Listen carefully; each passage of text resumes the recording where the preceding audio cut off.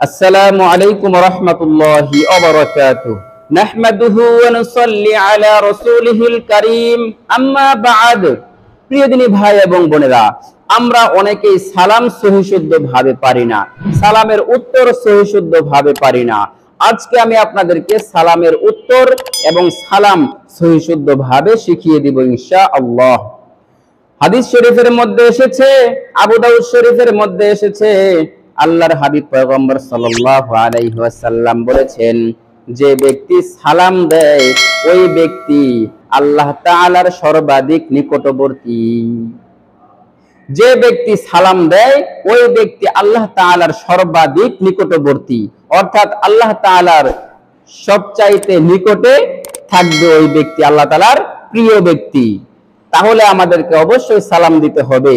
হাদিসের মধ্যে এসেছে, আসসালামু ক্বাবলাল কালাম। কোন ব্যক্তির সাথে দেখা হওয়ার পর কথা বলার আগে সবার আগে আপনাকে সালাম দিতে হবে। সালাম যদি দেন তাহলে আপনি 90 নেকি পেয়ে যাবেন, আর যে ব্যক্তি সালামের উত্তর দিবে ওই ব্যক্তি 10 নেকি পাবে। দুইজনে মিলে 100 নেকি পেয়ে যাবেন, আর আপনাদের সম্পর্ক হবে একদম ভালো, এবং আপনাদের দুজনের মধ্যে মিল মোহাব্বত ভালোবাসা সৃষ্টি হয়ে যাবে। হাদিসের মধ্যে এসেছে, যে ব্যক্তি আগে সালাম দেয় সে ব্যক্তি অহংকার মুক্ত থাকে। তাহলে আল্লাহর হাবিব আমাদেরকে সালাম দিতে বলেছেন, অবশ্যই আমাদেরকে সালাম দিতে হবে। সালাম দিলে আমাদের নেকিও হয়ে যাবে, আর আমাদের পরস্পরের সম্পর্ক ভালো হবে। এই জন্য আমাদের প্রত্যেকের ওই সালাম দেওয়া দরকার। এই সালাম আপনারা অনেকেই সহিশুদ্ধভাবে পারেন না।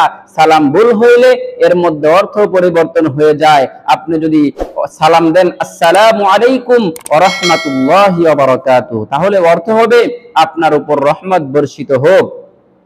আর যদি আপনার সালামের মধ্যে ভুল হয়ে যায়, অনেক সময় অর্থ এমন দাঁড়ায় আপনার উপর মৃত্যু বর্ষিত হোক, এরকম বিভিন্ন অর্থ দাঁড়ায় যদি সালামের মধ্যে ভুল হয়। এজন্য সালামের মধ্যে ভুল করা যাবে না, সালামটা সহিশুদ্ধভাবে শিখতে হবে।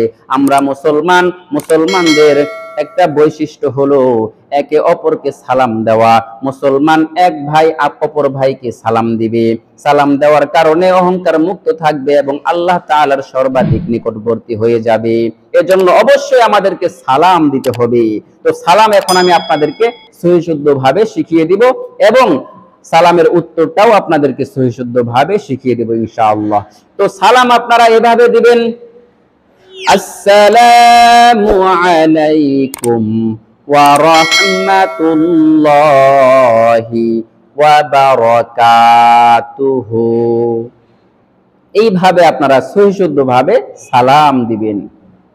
আবারও বলে দিচ্ছি, আসসালামু আলাইকুম ওয়া রাহমাতুল্লাহি ওয়া বারাকাতুহু।